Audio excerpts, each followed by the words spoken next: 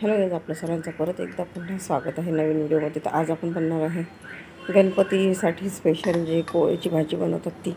तर इथे हिंग घेतलेला आहे आणि सुके मसाले घेतलेले आहे, धने पावडर, कढीपत्ता आणि कसुरी मेथी वगैरे. आणि जे आपल्याला आणि हे पेस्ट बनवून ठेवली आहे आलं लसणाची. आणि हे पाटावाले जे आहे ते कोळ किंवा काशी फळंही म्हणतात.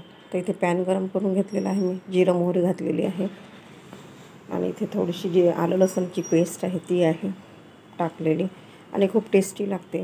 तर यामध्ये मी मेथी दाणा वगैरे आपल्याला टाकायचा आहे, कढीपत्ता, हिरवी मिरचीची पेस्ट पण आहे याच्यामध्येच आणि चांगलं परतवून घ्यायचं आहे.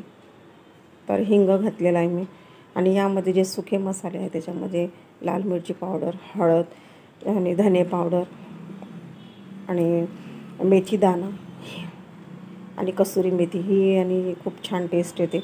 तर इथे चांगलं परतवून घेतल्यानंतर आपल्याला सुके मसाले घालायचे आहे आणि याच्यामध्ये मी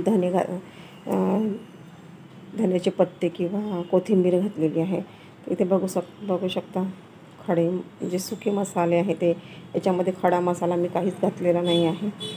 आणि इथे चांगलं परतवून घ्यायचं आहे. थोडीशी खसखस घातलेली आहे जेणेकरून दिसायला पण खूप छान दिसते ही भाजी आणि पाहिल्याबरोबर खायची इच्छा होते. तर चांगली परतवून घ्यायची आहे आणि नंतर मग यामध्ये आपल्याला ह्या ज्या फोडी आहेत, कारण गौरी गणपती म्हणा आणि गणपतीचं जेवण वगैरे जे राहते ते कोवळ्याच्या भाजी खूप महत्त्वाची असते. तर याचा नैवेद्य दाखवला जातो.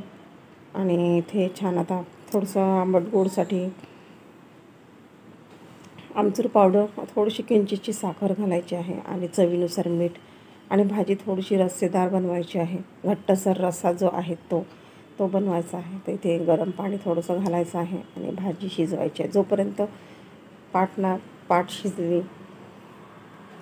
तर इथे आपल्याला छान पाणी घालून घ्यायचं आहे आणि शिजवून घ्यायची आहे भाजी, बघू शकता तुम्ही.